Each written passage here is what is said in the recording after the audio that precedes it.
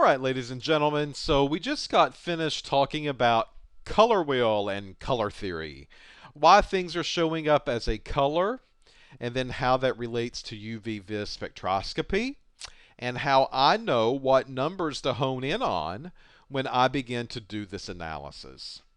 Okay, so we went through this whole theory and this whole discussion. Actuality, though, in a laboratory environment, it's much simpler. I don't need to memorize the color wheel. I don't really even need to memorize it's the complement color of what I see. And I'll explain that in just a few minutes. But color is not the only thing that the vis will pick up on. That is the visible portion of the UV vis, right? So there's still a whole range of the electromagnetic spectrum that we've not touched on, and that's the ultraviolet portion of the spectrum. So if a sample is colored, Roy G. Biv, it could be suitable for a UV vis spectrometer because it's colored.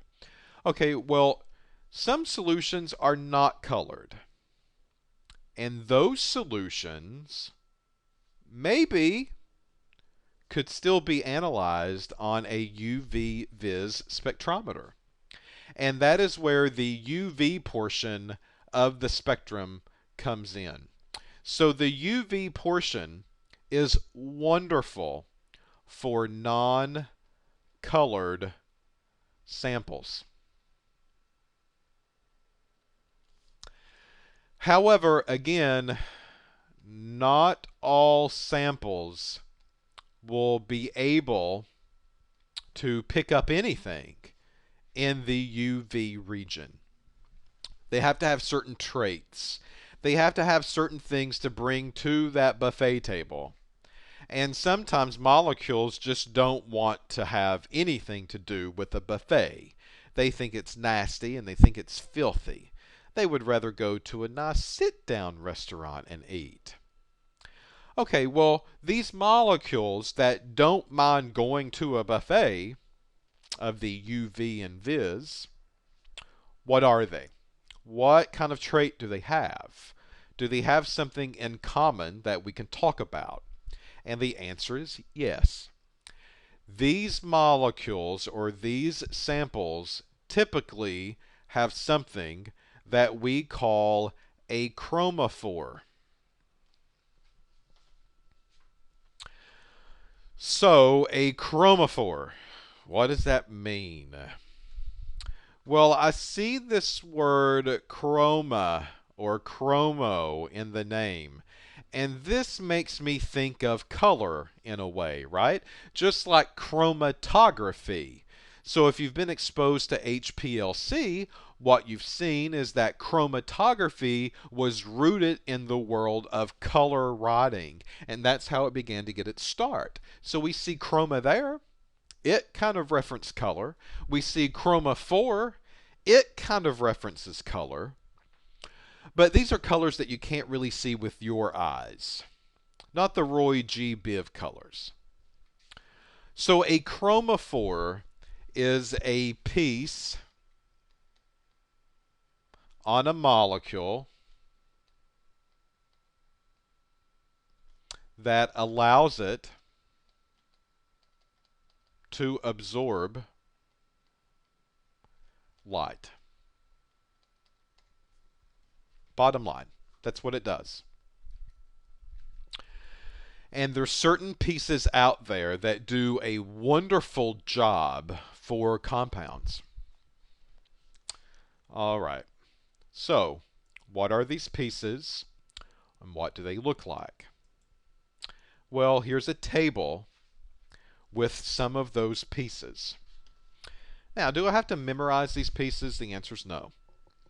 Do I have to know where the wavelengths are for these pieces? The answer is no.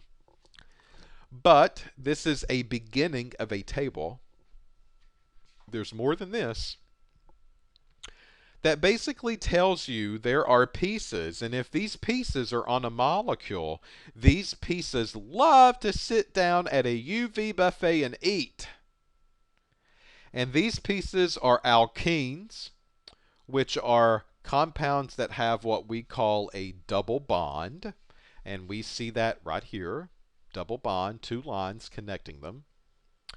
Alkynes, which are triple bonds that connect the carbons. Amine groups, which are NH2 groups. These stink, by the way. Literally, many of the amine groups stink. They have horrible odors. Halides. So a halide is represented in organic chemistry with an X. That X represents any halogen. Halogens are your fluoride, your chloride, your bromide, your iodide. Those, more so, are your halogens. There's one more there, two more there, but we don't really see those embedded in molecules. Nitro groups, which are NO2s.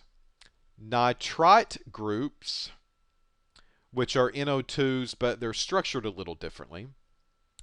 Nitrate groups, which are NO3s. And nitroso groups, which are N double bond O's. These are similar chromophores that are on molecules, and if these chromophores are present, they probably are going to give rise to some type of UV absorbance. The molecules like the UV energy if they have these groups on there somewhere. The good thing about it is that many of the compounds have at least one of these groups on them. So many different compounds can be ran on a ultraviolet visible spectrometer because of that reason alone. Pharmaceuticals, for example, love these types of compounds, love these types of chromophores. You're going to find these chromophores everywhere on those molecules. So for a pharmaceutical company, UV vis spectroscopy is great because it probably has these groups. If it has these groups, just one of them, that's all it needs, then it can probably be analyzed by UV vis spectroscopy. So, if you take a look at your structures, take a look at the molecules that you want to analyze, and if one of these are there, chances are it maybe could be analyzed by a UV vis spectrometer. These aren't the only chromophores that are there. There are many more, but these are typically some of the most common ones. All right, so for instance, let's say that we've got a molecule, and this molecule looks like this. Okay, so double, single, double bond. This is what we call benzene. Benzene is a very strong carcinogen. We now know that. We didn't know that, though, back in the day when we were making plastic film, kind of like plastic saran wrap. We had tons of people in a work environment that was exposed to saran wrap every day of their life, 40 hours a week. Benzene was used in that manufacturing process, and benzene, when it was used in that manufacturing process, we didn't really know too much about it. Now we know it's an extreme carcinogen. The reason that we know that is because we take a look at those workers that was making saran wrap back in the day, and you know what? They all started to die. They all began to get cancer problems. These were people that had worked there for 30 years, and in a matter of months, they were getting cancer. These were new people that had just worked for the company for a matter of weeks, and after they had exposed themselves to benzene and this saran wrap manufacturing process, they began to get diagnosed with cancer as well. Tons of people died throughout this process. So benzene is a very important molecule that we would like to measure because of those health risks that are associated with it. Well, benzene has double bonds. So because it has double bonds, then benzene probably is suited for UV vis analysis. And I can measure benzene using a UV vis spectrometer without a problem. It doesn't matter. Another molecule is something like aspirin, right? If you take a look at aspirin, you are going to see chromophores on that molecule. And those chromophores, some of those were in the table. Those chromophores allow aspirin to be measured by UV vis spectroscopy.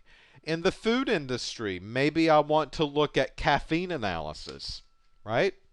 I'm putting caffeine in drinks like Red Bull.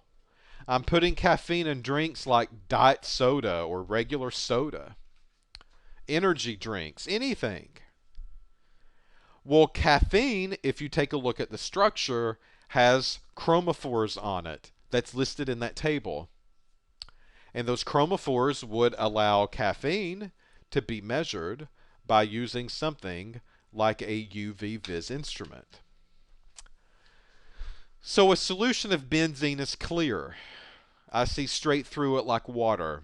Aspirin, clear. Caffeine, clear. I see straight through them. There's no color associated with them. So these would be, in particular, the UV portion of the spectrum because they are not colored, right? And if they're not colored, like these samples, then you probably would measure them in a UV if they have a chromophore, and that means you need to be measuring between 2 to 400 nanometers. You take the machine, you dial in between 2 to 400, and you begin to analyze these compounds. So that's the number one thing that you have to learn. If you're given a sample and it's colored, then you need to be measuring between 400 to 800 or 900. If you're given a sample and it's not colored, but you are told that it's UV vis suitable, you need to take that non-colored solution and you need to run it on 200 to 400 nanometers. Get it? All right. So there's more to come. Again, we're chipping away little pieces at a time, and hopefully in the very end, we will put these pieces back together and we'll get a full-blown understanding of what's happening theory-wise with the equipment.